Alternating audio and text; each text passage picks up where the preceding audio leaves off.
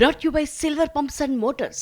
Top quality और consistent performance के लिए सिर्फ सिल्वर पंप्स नाम याद रखना.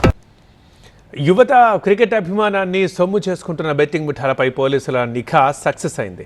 శ్రీకాకుళం జిల్లాలో క్రికెట్ బెట్టింగ్కి పాల్పడుతున్న 2 ముఠాలను పట్టుకున్నారు పోలీసులు.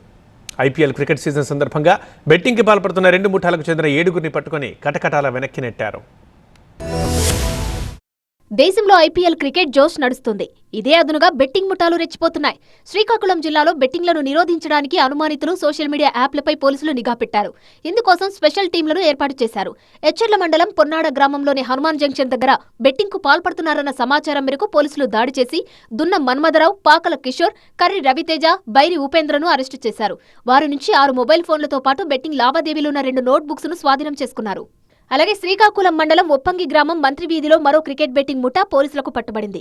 బెట్టింగ్ జరుగుతున్నట్టు వచ్చిన సమాచారంపై పోలీసులు దాడి చేసి పలువురిని అదుపులోకి తీసుకున్నారు. ఈ దాడిలో మంత్రి ధనుంజయరావు, దయాల శ్రీనివాసరావు, ఆయన భార్య సంగీత లక్ష్మిని అదుపులోకి తీసుకున్నారు. ఈ బెట్టింగ్ బ్యాచ్ లో కీలకంగా ఉన్న శ్రీకాకుళం పట్నం ఏపీహెచ్బీ కాలనీలో నివాసం ఉంటున్న రొక్కం స్వాతినాయుడు అలియాస్ తనూజ్ పరారీలో ఉన్నారు.